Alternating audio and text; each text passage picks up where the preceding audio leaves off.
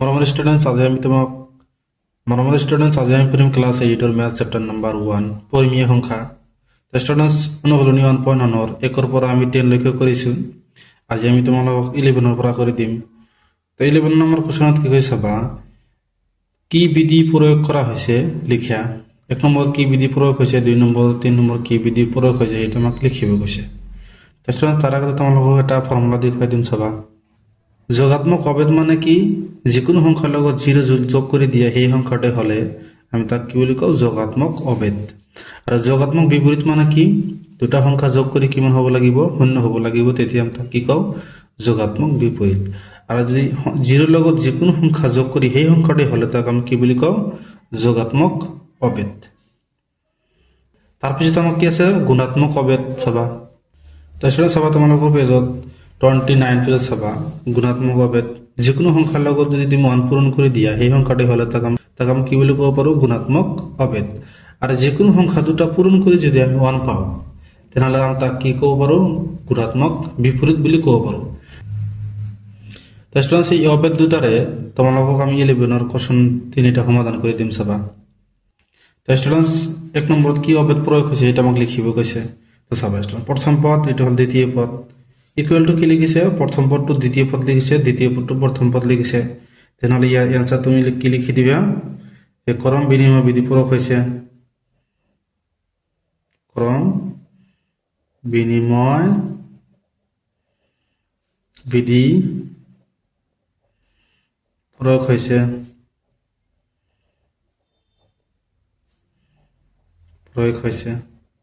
Substance আমি কি -4/5 লগত 0 যোগ কৰিছোঁ তেনেহ'লে কিমান পাইছোঁ, -4/5। আকৌ 0 লগত আমি -4/5 টো যোগ কৰিছোঁ তেনেহ'লে কিমান পাইছোঁ, -4/5। তেনেহ'লে আমি কি পাইছোঁ, ষ্টুডেণ্টছ ইয়াত মানে কি অভেদ প্ৰয়োগ হৈছে, যোগাত্মক অভেদ প্ৰয়োগ হৈছে। তেনেহ'লে তোমালোকে আনচাৰ লিখি দিব পাৰা, যোগাত্মক অভেদ।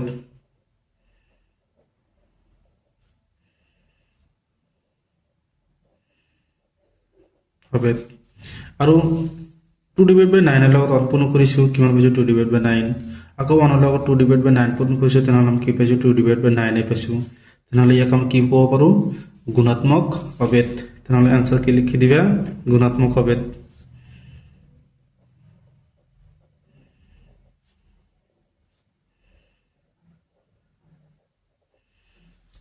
এটাই উত্তৰ। এতিয়া আমি তোমালোকক 12 নম্বৰটো কৰি দিম চাবা। তো 12 নম্বৰ কোৱেশ্যনত কি কৈছে চাবা, সংখ্যাৰ বিধি ব্যৱহাৰ কৰি মান নিৰ্ণয় কৰা। ষ্টুডেণ্টছ তোমালোকক 1 পৰা 7 লৈকে কুৱেশ্যন দি আছে, সকলোবোৰ সমাধান কৰি দিম। ষ্টুডেণ্টছ এতিয়া আমি তোমালোকক এইটো সমাধান কৰি দিম চাবা, সলিউশ্যন। যদি আমাৰ হৰবিলাক সেম দিয়া থাকে তেনেহ'লে আমি লববিলাক যদি যোগ থাকে যোগ কৰিব পাৰোঁ, যদি মাইনাছ থাকে মাইনাছ কৰিব পাৰোঁ। তেনেহ'লে আমি হৰবিলাক প্ৰথমত মানে এনেকৈ লিখিম, 2/7। ইয়াৰ হৰ আৰু ইয়াৰ হৰ কি সেম আছে তেনেহ'লে দুটো একেলগে লিখিছোঁ। তাৰপিছত ইয়াৰ হৰ আৰু ইয়াৰ হৰ সেম আছে তেনেহ'লে এই দুটো আমি একেলগে লিখিম, 1/5।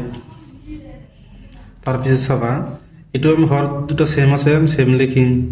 নহ'লে প্লাছ আছে, লব দুটো আমি যোগ কৰি দিম, কি হ'ব 8 প্লাছ এটা আমি সেম লিখিম, এই দুটো আমি যোগ কৰি দিম, কি হ'ব 3। এতিয়া চাবা আমি 7 আৰু 5 লসাগু কিমান জানো, 35। কিমান 35। এতিয়া আমি এই 8ৰ লগত কি পূৰণ হ'ব চাবা, ভালকৈ বুজি ল'বা। 8ৰ হৰ চাম আমি, কিমান আছে 7ৰে আমি লসাগুক ভাগ দিম,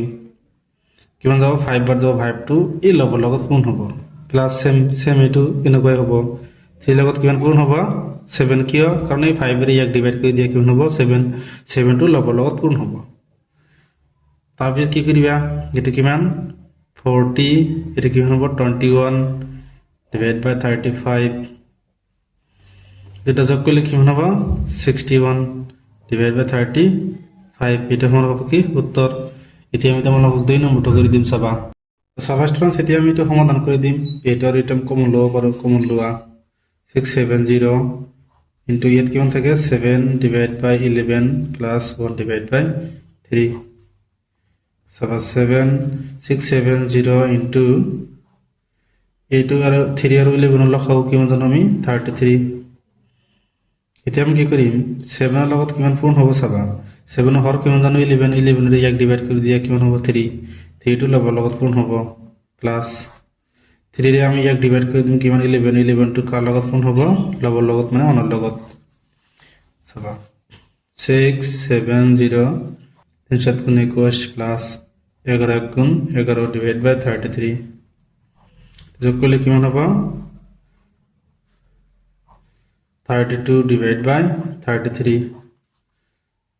এতে আমি কি করিম এটা পূর্ণ করিম সবা 670 into 32 divided by 33 পূর্ণ করে দিয়া 670 32 0 14 और 4 हाथ থেকে 1 12 13 cancel 0 21 2 18 और 2 20 0 4 4 1 2 তাহলে এটা আমি आंसर কিমান পাইছো 21440 ডিভাইড বাই 33 তো স্টুডেন্টস তোমালোকে ইয়াত লিখি দিব পাৰা যে এটা আমি কমন লৈছো তেনেহলে ইয়াত কিমান হ'ব বিতৰণ বিধি হ'ব বিতৰণ বিধি এটা আমাৰ কি হ'ব आंसर এটা হ'ব आंसर এতিয়া আমি তোমালোকক 3 নম্বৰটো কৰি দিম চাবা স্টুডেন্ট সমাধান কৰি দিম আমি ইয়াৰ পৰা আমি 7 ডিভাইড 5 কমন লব পাৰো ইয়াৰ পৰা আমি 7 ডিভাইড 5 কমন লব পাৰো 7 ডিভাইড বাই 5 ইনটু কিমান থাকে -3 ডিভাইড বাই 8 প্লাস 3 ডিভাইড বাই 4 এটা তোমালোকে লিখি দিও পারা যে বিতরণ বিধি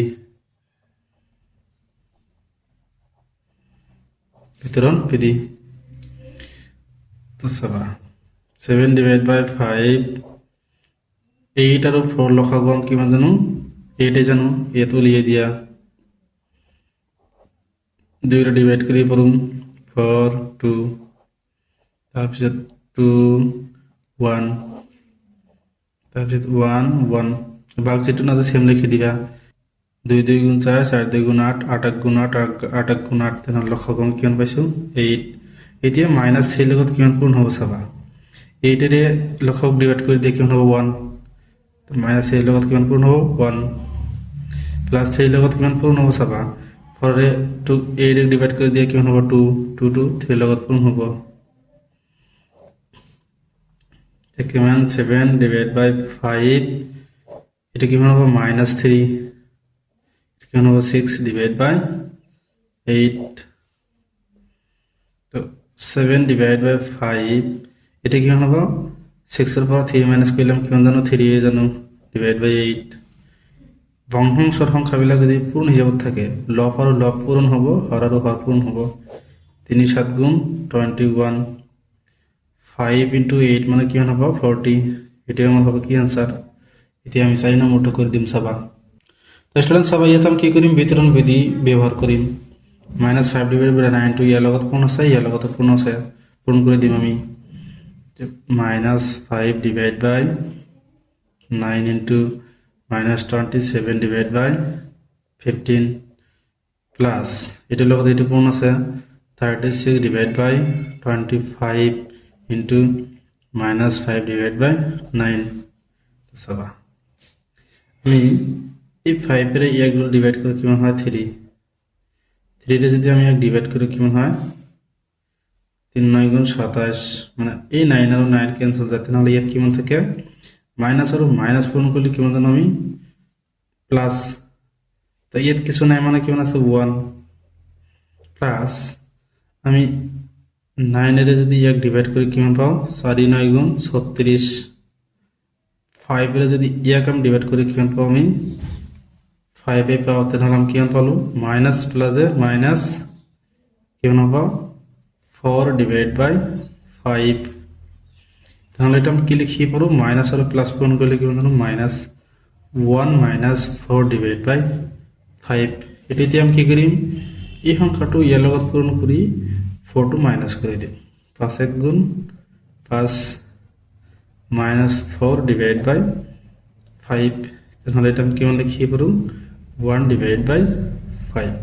5 এর পর 4 মাইনাস করলে কি হবে 1 এটাতে না আমার কি হবে आंसर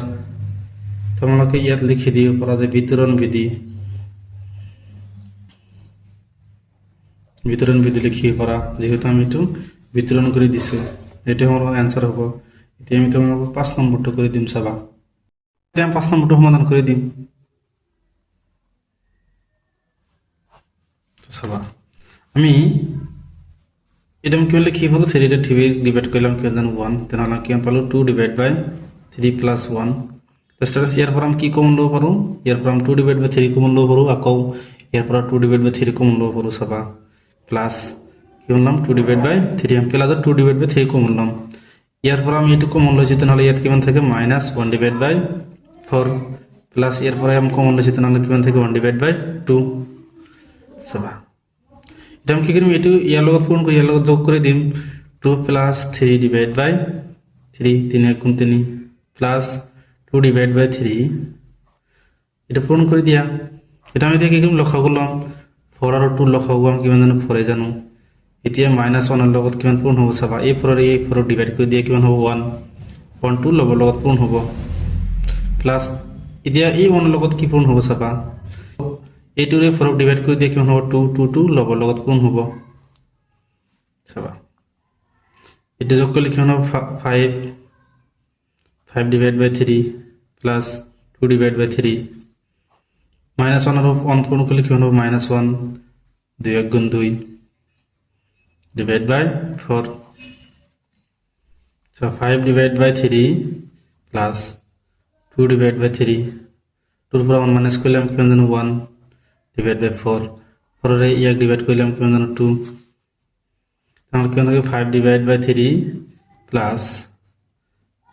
1 ডিভাইড বাই কিমান হবো 3 2 গুণ 6, 3 আর 6 এর লক্ষ্য কম কিমান জানো ডাঙরটাই জানো, যেহেতু ইয়ার ডাবল 6,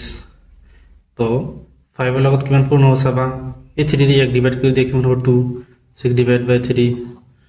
2 2 2, এই 5 এর লগত পূর্ণ হবো, প্লাস 6 এর 1 ডিভাইড করে দিয়ে কিমান হবো 1 1 2, 1 এর লগত পূর্ণ হবো, 5 2 গুণ 10, 1 1 গুণ 1, 6 থেকে কিমান হল 11 ডিভাইড বাই 6, এটা আমার খবর কি উত্তর। তাই স্টুডেন্ট তোমাকে ইয়াত লিখে দিব পারা যে বিতরণ বিধি, বিতরণ বিধি এটা আমি তোমার 6 নম্বরটা করে দিম চাবা। তাই স্টুডেন্ট এটা তোমার লোক সমাধান করে দিম, সমাধান এরপর আমি কি কমন লব পারো 4 ডিভাইড বাই 7, এরপর 4 ডিভাইড বাই 7, এর কিমান থাকে মাইনাস 5 ডিভাইড বাই 9, প্লাস এর কিমান থাকে 1 ডিভাইড বাই 5, তোমাকে সাইডে লিখে দিয়ে পারা বিতরণ বিধি।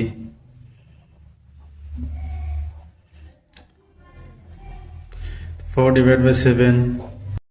তো 9 আর 5 এর লসাগু কিমান হবে 45, তাৰপিছত এতিয়া -5 এৰ লগত কিমান পূৰ্ণ হ'ব চাবা, -5 এৰ হৰ কিমান আছে 9, 9 এৰে 45 ক ডিভাইড কৰি দিয়া কিমান হ'ব 5, 5 এৰ লগত পূৰ্ণ হ'ব, প্লাস 1 এৰ লগত কিমান পূৰ্ণ হ'ব 1 এৰ হৰ কিমান আছে 5, 5 এৰ ডিভাইড কৰি দিয়া কিমান হ'ব 9, 9 2 1 এৰ লগত পূৰ্ণ হ'ব, তাৰপিছত 4 ডিভাইড বাই 7 কিমান হ'ব -25, কিমান হ'ব 9 ডিভাইড বাই 45, তাৰপিছত কিমান হ'ব 4 ডিভাইড বাই 7 ইনটু এটা কিমান হ'ব 16, মাইনাসৰ কিমান হ'ব 16 ডিভাইড বাই 45। তাৰপিছত যেতিয়া আমি কি কৰিম ভগ্নাংশৰ সংখ্যাবিলাক আমি লব লব পূৰণ কৰিম, হৰ হৰ পূৰণ কৰিম, 4 6 গুণ 24, 4 থেকে 2, 4 1 গুণ 4 এর দিয়ে 6 মাইনাস ডিভাইড বাই 5 7 গুণ 35 এর 5 থেকে 3, 4 7 গুণ 28 এর 3 কিমান হ'ব 31,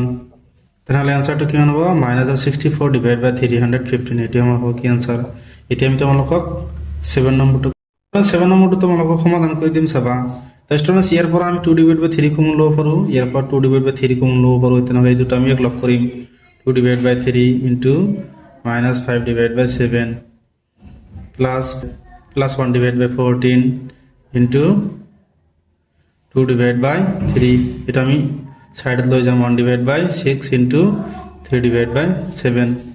যেহেতু আমি এই দুটোৰ পৰা 2 ডিভাইড বাই 3 কমন ল'ব পাৰোঁ, ইয়াত কিমান থাকে -5 ডিভাইড বাই 7 প্লাস 1 ডিভাইড বাই 14, 3 রে 1 ডিভাইড করি পুরো কিমান 2, মাইনাস কিমান হ'ব 1 ডিভাইড বাই 14 হ'ব, কিমান হ'ব -1 ডিভাইড বাই 14, তোমালোকে ইয়াত লিখি দিব পাৰা বিতৰণ বিধি চাবা 2 ডিভাইড বাই 3 এই দুটোর লক্ষগম কিমান জানো 14 কি হয় কারণ 7 এর ডাবল আম কিমান জানো 14 তাহলে কিমান হ'ব -5 এর লগত কিমান পূৰণ হ'ব 7 এৰ 1 ডিভাইড কৰি দিয়ে কিমান হ'ব 2 প্লাস 15 লগত কিমান পূৰণ হ'ব 1 কাৰণ 14 এটা 14 ডিভাইড কৰিলে কিমান জানো 1 জানো -1 ডিভাইড বাই 14 তাহলে কিমান 2 divide by 3 10 -10 plus 1 divided by 14 minus 1 divided by 14 এটা কেমন হবে 2 divided by 3 into -9 divided by 14 minus 1 divided by 14 9 এর 1 ডিভাইড করলাম কি হলো 3 2 এর আমি 1 ডিভাইড করলাম কি হলো 7 তাহলে কি হলো -3 divided by 7 minus 1 divided by 14 এই দুটা লক্ষগম কম কিমান জানো 14 এ জানো তাহলে -3 লগত কিমান পূরণ হবে 2 7 এর 1 ডিভাইড করে দিয়া -1 এর লগত কিমান পূরণ হবে 1 14 এর ডিভাইড করলাম কিমান জানো 1 এ জানো তারপর কিমান হবে ইয়াত লিখি দিয়া এটা কিমান -6 -1 ডিভাইড বাই 14 মাইনাস আর মাইনাস যোগ করলে -6 আর 1 যোগ করলে কি হবে 7 ডিভাইড বাই 14 7 এক গুণ 7 7 2 গুণ